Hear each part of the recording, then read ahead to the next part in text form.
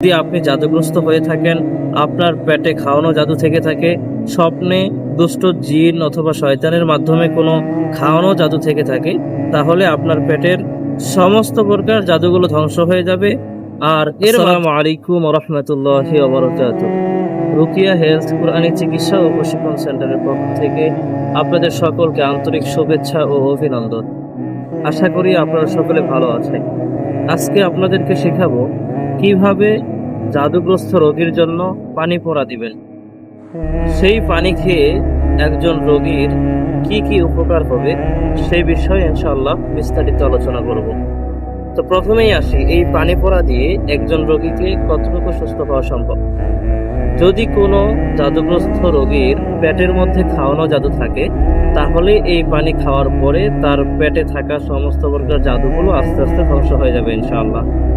এবং অনেক সময় স্বপ্নে খাওয়ানো জাদু এবং সরাসরি পানির মাধ্যমে অথবা খাবারের মাধ্যমেও যদি কোনো জাদু খাওয়ানো হয়ে থাকে, এই পানি খাওয়ার ফলে বমির মাধ্যমে সেই জাদুগুলো বের হয়ে আসতে পারে ইনশাআল্লাহ।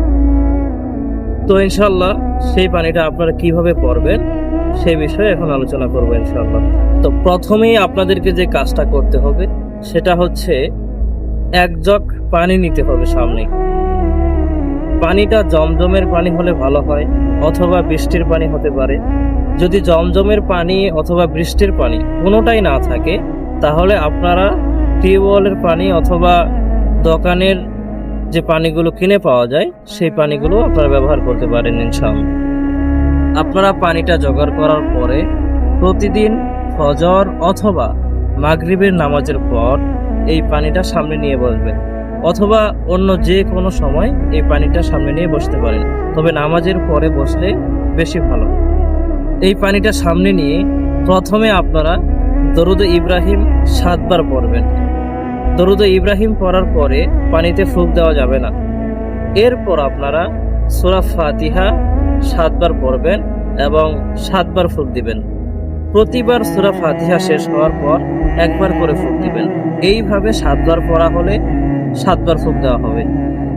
এরপর সূরা বাকারার 285 নং আয়াত থেকে 286 নং আয়াত পর্যন্ত 7 বার পড়বেন এবং প্রতিবার আয়াত শেষ হওয়ার পরে ফুঁক দিবেন। এভাবে 7 বার ফুঁক দেওয়া হয়ে যাবে ইনশাআল্লাহ। এরপর সূরা ইউনূসের 81 নং আয়াত থেকে 82 নং আয়াত পর্যন্ত 7 বার পরে 7 বার ফুঁক দিবেন। ঠিক একইভাবে সূরা ফালাক এবং সূরা নাস 7 বার করে পড়ে 7 বার করে ফুঁক দিবেন। এভাবে পানিটা যখন পড়া হয়ে যাবে, তখন এই পানিটাকে 2টা ভাগে ভাগ করে নেবেন। এক ভাগের সাথে 21টা বড়ই পাতা বেটে অথবা ব্লেন্ডার করে মিশিয়ে নেবেন এবং অপর ভাগ এমনি রেখে দিবেন। এই ব্লেন্ডার করা বড়ই পাতা যেই পানির মধ্যে মেশানো হয়েছে, এই পানিটা দিয়ে 21 দিন পর্যন্ত গোসল করতে হবে। তো এক জগ পানি দিয়ে তো 21 দিন পর্যন্ত গোসল করা সম্ভব নয়।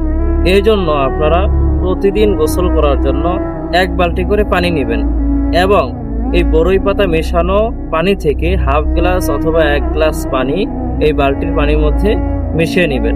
এরপর এই বালতির পানি দিয়ে গোসল করবেন। এটা দিয়ে কোনো মতো গোসল করে নেওয়ার পর চাইলে আপনি অন্য পানি দিয়ে সাবান শ্যাম্পু ব্যবহার করে গোসল সেরে নিতে পারেন ইনশাআল্লাহ। যেই পানিটার মধ্যে বড়ই পাতা মেশানো হয়নি, এই পানিটা 21 দিন পর্যন্ত খেতে হবে। সকাল, দুপুর, রাত 3 বেলা পানিটা 1 গ্লাস অথবা হাফ গ্লাস করে খেতে হবে ইনশাআল্লাহ। যদি আপনি জাদুগ্রস্ত হয়ে থাকেন, আপনার পেটে খাওয়ানো জাদু থেকে থাকে, স্বপ্নে দুষ্ট জিন অথবা শয়তানের মাধ্যমে কোনো খাওয়ানো জাদু থেকে থাকে, তাহলে আপনার পেটের সমস্ত প্রকার জাদুগুলো ধ্বংস হয়ে যাবে আর এর মাধ্যমেই আপনি পরিপূর্ণ সুস্থ হয়ে যাবেন ইনশাআল্লাহ।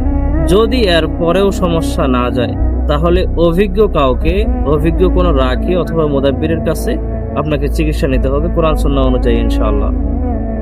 জিন, জাদু, বদনজর বা এ সংক্রান্ত যত সমস্যা রয়েছে, যদি আপনারা এমন আরও ভিডিও চান তাহলে অবশ্যই কমেন্ট বক্সে জানাবেন এবং ভিডিওটি যদি আপনার উপকারে আসে তাহলে লাইক, কমেন্ট, শেয়ার করে আমাদের পেজটি এবং ইউটিউব চ্যানেলটি সাবস্ক্রাইব করে রাখবেন।